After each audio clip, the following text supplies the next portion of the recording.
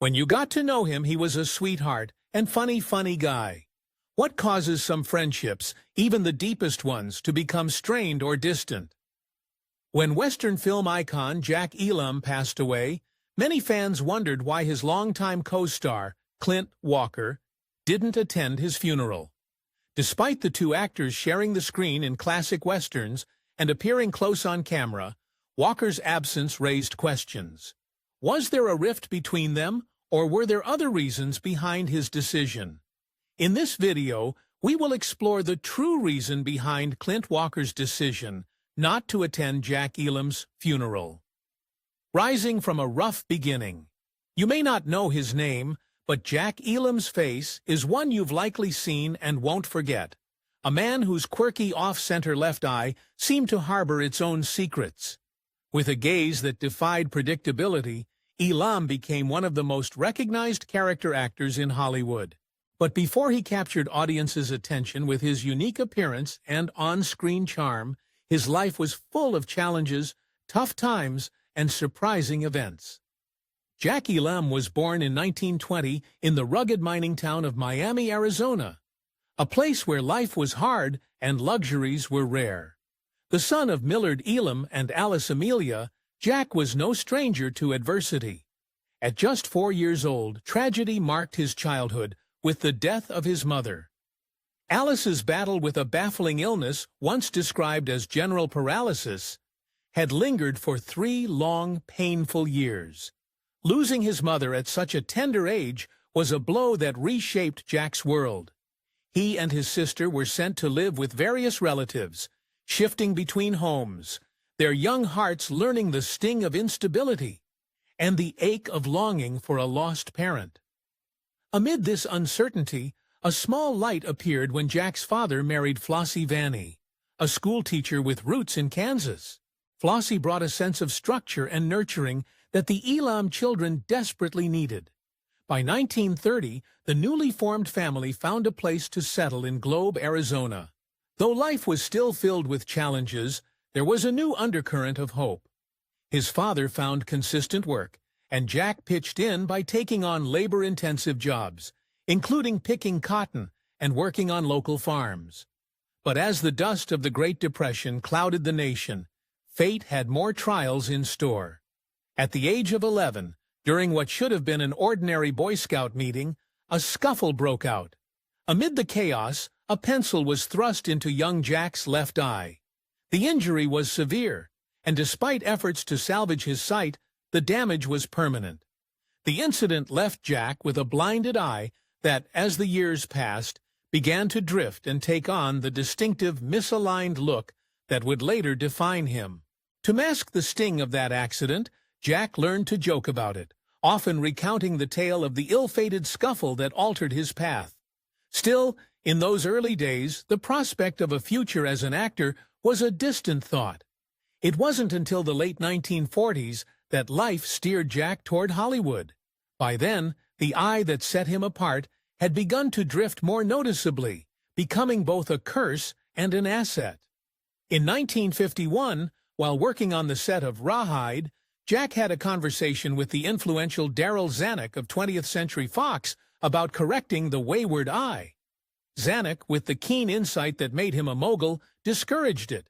He knew that what set Jack apart was precisely what would make him memorable. And so, the eye stayed as it was. A challenge in social moments, but a signature on screen. Before the days of movie sets and rehearsed lines, Jack's life had been decidedly ordinary. He graduated high school and moved to California, where he married and enrolled in a business program to further his prospects. He worked tirelessly, even lying about his age to land a job as an accountant at Standard Oil. His sharp mind for numbers soon led him to other positions, including a surprising stint as the manager of Los Angeles' prestigious Bel Air Hotel, a role almost unimaginable for a man of his background. Jack's steady career path was interrupted by World War II, where he served in the U.S. Navy.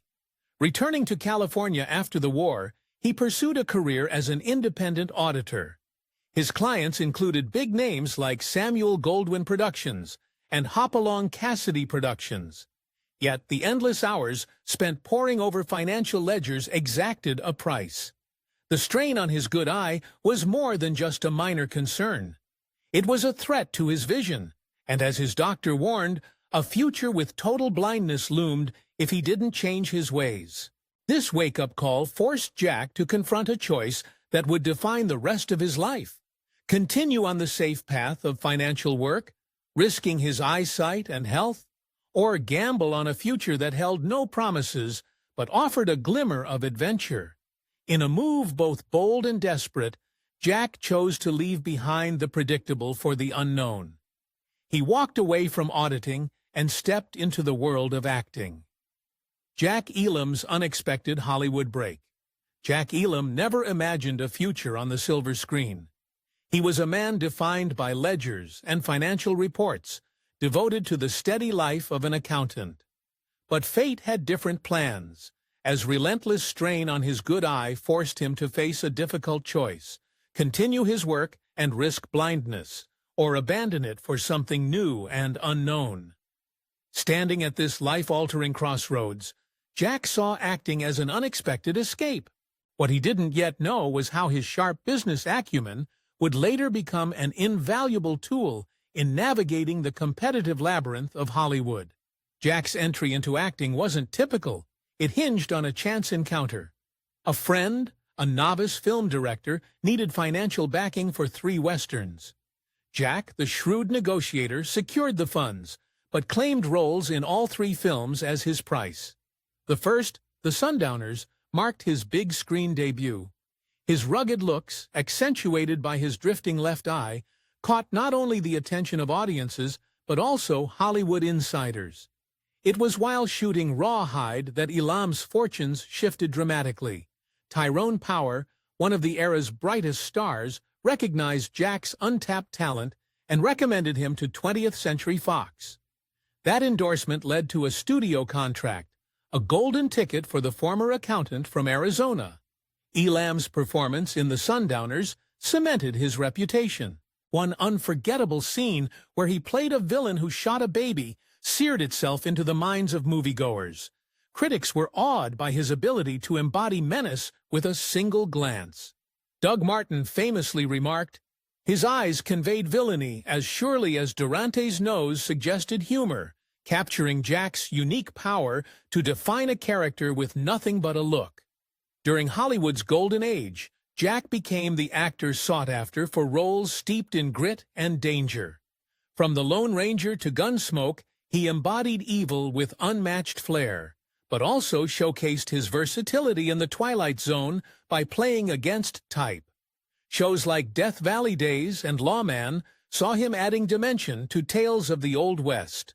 By the late 1950s, Jack Elam was more than a familiar face. He was an icon, the embodiment of villainy.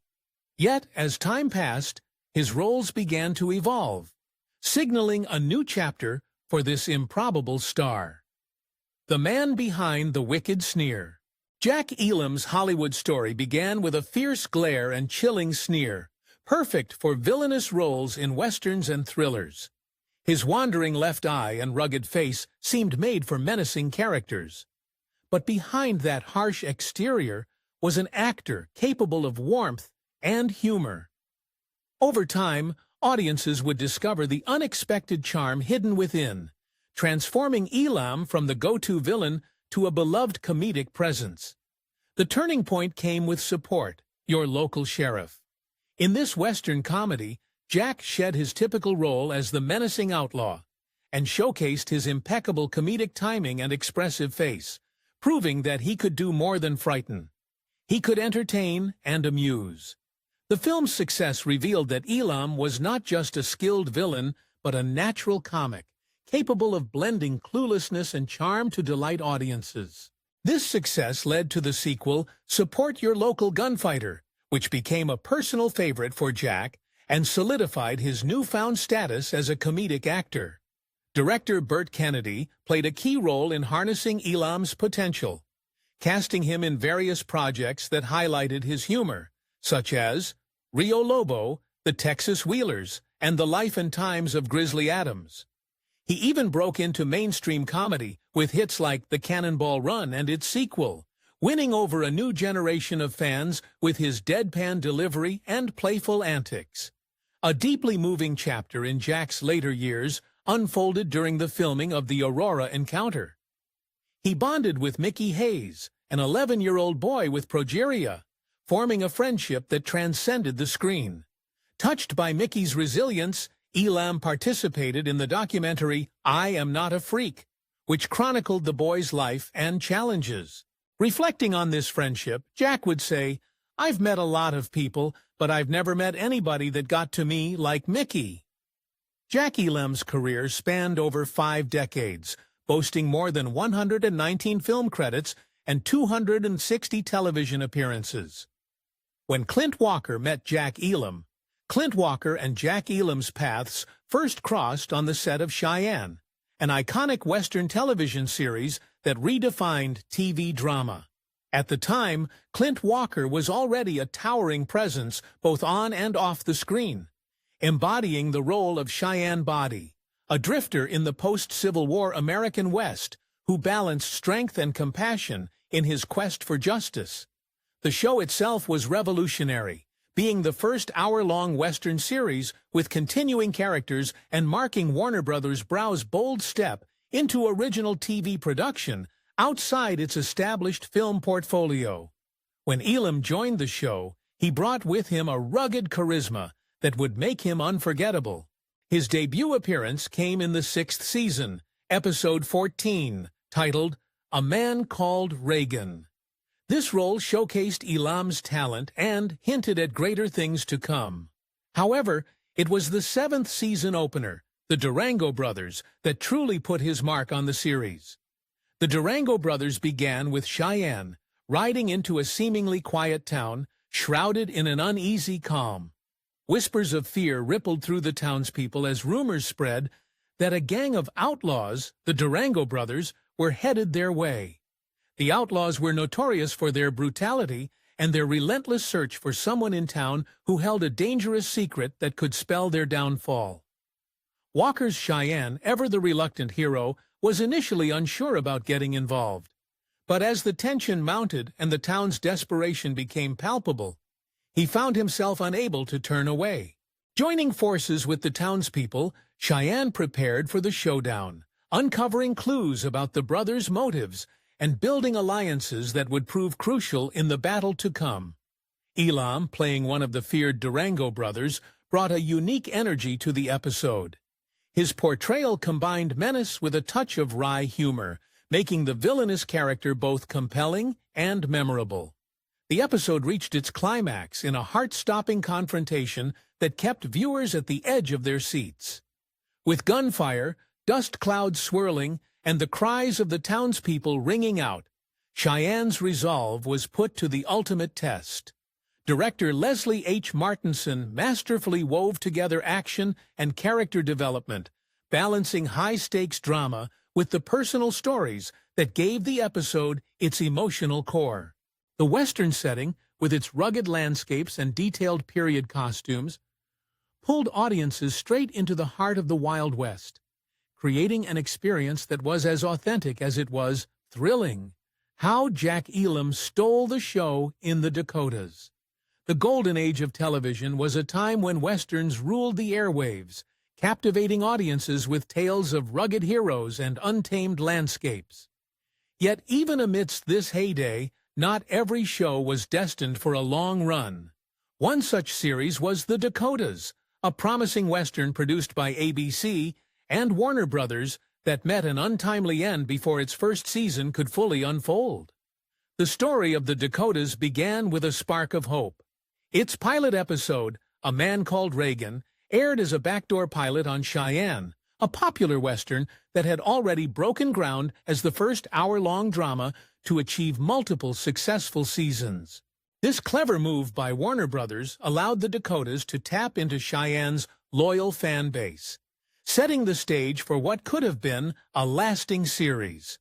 Warner Brothers, riding high on the success of TV Westerns, saw an opportunity to further expand its reach with original shows, and The Dakotas seemed set to be another hit. While Clint Walker was the reliable lead of Cheyenne, the show sometimes shifted focus to other characters in standalone episodes. One such story, A Man Called Reagan, introduced audiences to a band of lawmen charged with keeping the Dakota Territory in check. The episode featured Jack Elam as Deputy J.D. Smith, alongside Chad Everett, Larry Ward, and Michael Green. It painted a vivid picture of the Wild West, foreshadowing the gritty realism later embraced by shows like Deadwood. Although The Dakotas was not a direct sequel to Cheyenne, it took its first breath from that series' success, standing out with a darker, more complex tone. Unlike the often heroic portrayals of Western life seen on Cheyenne, The Dakotas depicted a tougher, less forgiving world where lawmen grappled with murky ethics and brutal choices. The ensemble cast brought these stories to life. Larry Ward led as the stoic Marshal Reagan. Chad Everett played Del Stark, the eager deputy with everything to prove. And Michael Green appeared as Sheriff Vance Porter, a coward under the sway of powerful figures like Ben Stark. At the heart of the series was Jack Elam's portrayal of J.D. Smith, a gunslinger who shifted allegiances like the wind. Elam's performance was magnetic, bringing a complex charm to the show that few could replicate. His unpredictable nature and roguish wit kept viewers guessing, adding depth to the harsh realities the Dakotas aimed to portray. With its sharp storytelling and morally intricate characters, The Dakotas stood out for its mature themes and realism. Each episode dug deep into the brutality and ambiguity of frontier justice, exploring how far individuals would go to uphold or break the law. The trio of Reagan, Stark, and Smith, especially with Elam's standout role, captivated audiences by presenting more than just black and white tales. They wove stories full of gray areas, leaving viewers to question where justice truly lay. Yet, despite its compelling start, The Dakotas couldn't escape an early end. Its bold narrative and willingness to explore the shadows of the West set it apart, but also set it up for challenges that ultimately cut its journey short.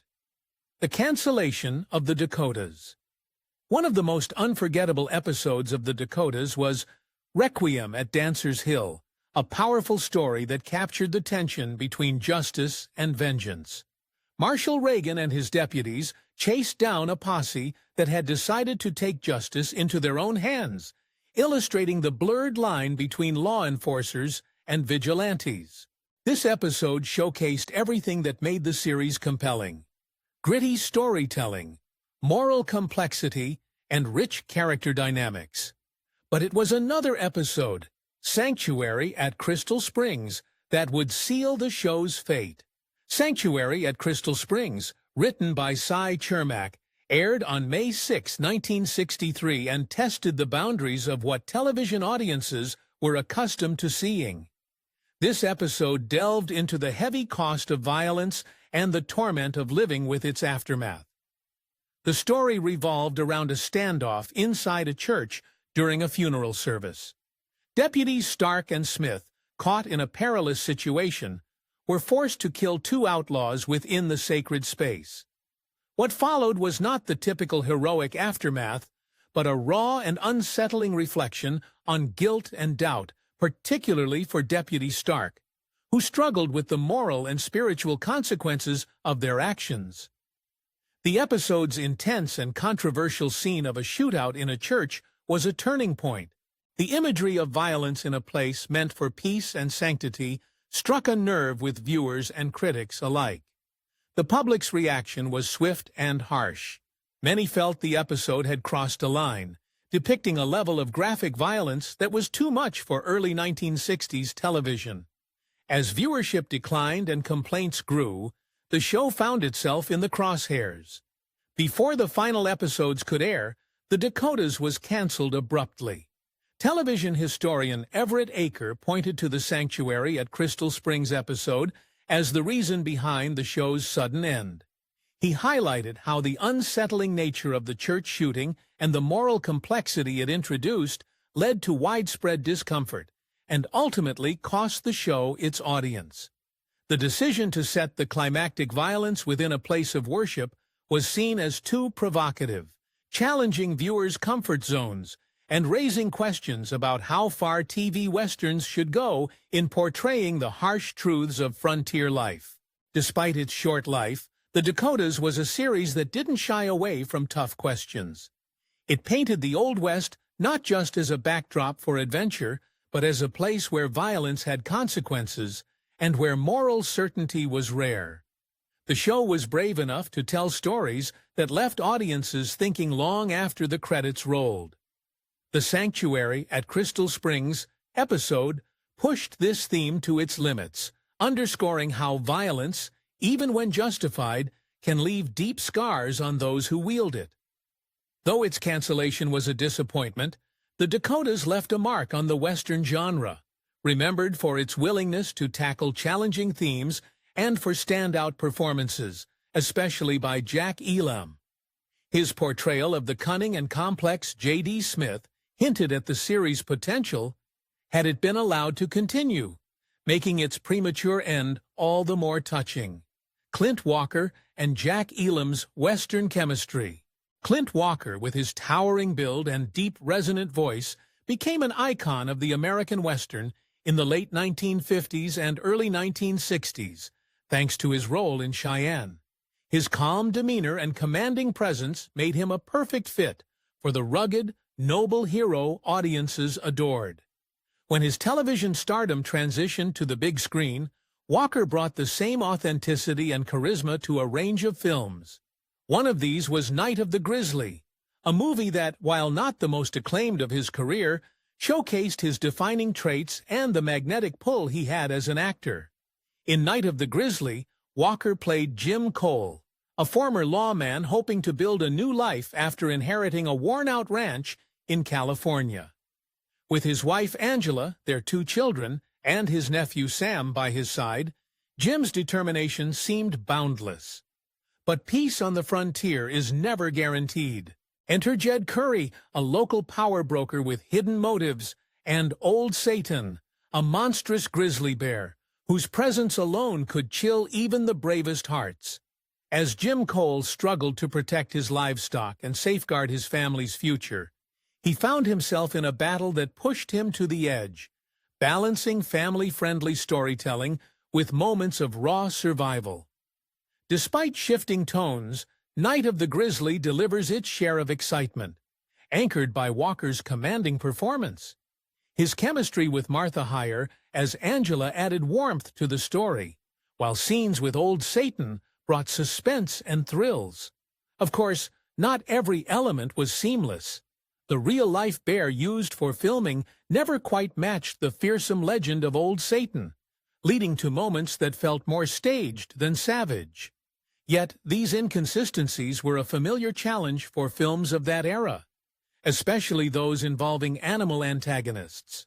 One particularly delightful surprise was Jack Elam's portrayal of Hank, a character far removed from the villainous roles that defined his career. Elam's Hank was quirky and kind, sharing light-hearted, heartwarming scenes with young Gypsy Cole. His sharp comedic timing offered a playful counterpoint to the film's more serious moments, proving Elam's range and injecting levity into the plot. The supporting cast, filled with familiar faces, added nostalgia and a dash of humor that kept the story moving. The film, shot in Technoscope against the breathtaking backdrop of California's Big Bear Valley and San Bernardino National Forest, aspired to more cinematic heights. Yet, the direction of Joseph Pevney, better known for his classic Star Trek episodes, filled the movie with a touch of TV-style simplicity. Though Night of the Grizzly may not have matched Pevney's standout work in sci-fi, it remained a pleasant and satisfying Western tale. Clint Walker was the perfect choice to lead this rugged adventure. Having honed his craft as the stoic hero in Cheyenne, he carried a weight of experience that brought depth to Jim Cole. But it was his off-screen relationship with Jack Elam that added an extra layer of authenticity. The 2 men, though opposites on screen, Walker the steady hero, Elam, the unpredictable comic, formed a bond that transcended the set. They were tough, no-nonsense figures who shared a mutual respect, rooted in years of working side by side in the unforgiving world of Hollywood westerns. Walker would later speak fondly of his friend, recounting their time together with an unmistakable warmth. When asked about actors who stood out to him, Walker never hesitated to mention Elam. He spoke of his unique talent, quick wit, and the joy he brought to every scene. Clint Walker's bet on Elam's luck. Jack Elam may be best remembered for his unforgettable villainous smirks and sharp comedic timing, but at the heart of his career was a deep connection to the Western genre. Elam wasn't just playing cowboys, he was one through and through. And, as any true cowboy would tell you, a Western tale isn't complete without a game of cards. Beyond the film set, Elam's passion for poker wasn't just a pastime. It was a fixture of his life. Among all card games, Liar's Poker was his favorite. So strong was his love for it that he managed to slip a unique clause into his Warner Brothers contract: guaranteed time for poker. It was a testament to how intertwined gambling was with his persona, blending the line between his real and real-life cowboy spirit. Elam's friends and co-stars have countless stories about his card-playing escapades. They remember evenings spent around dimly lit tables, trying their luck against him. With a mischievous twinkle in his eye and a face that could shift from playful innocence to sharp cunning in a heartbeat, Elam was no ordinary poker player. He was legendary, so much so that his co-stars would bring only a modest sum to the table. Already resigned to the likely outcome, they even placed side bets on the most trivial things, whether it would rain or how many steps a fly might take before taking off, just to spice things up. Clint Walker, one of Elam's frequent collaborators, often chuckled when recalling his friend's uncanny winning streak. No matter the stakes or simplicity of the bet, Elam always seemed to come out victorious. Walker once recounted a time when Elam bet on a fly's unpredictable flight path, and sure enough, won with a grin that left the room both groaning and laughing. It wasn't just luck, it was as if Elam had the world's smallest tells all figured out. Jack's final moments, and why Clint Walker didn't attend the funeral. In 1994, Jack Elam's health began to decline. A slow and unwelcome change for a man whose life had been defined by grit, humor, and an unmistakable screen presence. Yet even as age and illness took their toll, Elam's legacy received a fitting tribute. That year, he was inducted into the Hall of Great Western Performers in Oklahoma City, an honor that cemented his place as one of the Western genre's most cherished icons. Elam's personal life, much like his storied career, was marked by both joy and heartache. He married twice, first to John Lisa Hodgerart, who tragically passed away from colon cancer in 1961. Later that same year, fate brought Margaret M. Jennison into his life, and they shared over 4 decades together. When Jack Elam passed away in 2003, at the age of 82 due to congestive heart failure, it marked the end of an era for his fans and loved ones. As the news of Elam's passing spread, many expected his longtime friend and co-star Clint Walker to be among those bidding him farewell at his funeral. The bond between the two had been forged over years of shared screen time and behind-the-scenes laughter. But Walker's absence spoke volumes. His own battle-scarred heart held him back. It was a heart that had faced death once before. In a harrowing accident in 1971 on Mammoth Mountain, when a ski pole impaled him, stopping his heart cold. Although he survived against the odds, the ordeal left lasting effects that required constant care. The journey to Elam's funeral, with its mix of grief, travel, and emotional weight, posed a risk that Walker couldn't afford. The stress could have pushed his heart beyond its fragile limits. Choosing to stay away from his friend's final farewell was not an easy decision, but it was a necessary one. In the years that followed, Walker opened up about that difficult choice. He spoke of how deeply it hurt him not to be there, how Jack had been more than a co-worker. He had been a true friend. Memories of Elam's playful spirit often brought a smile to his face.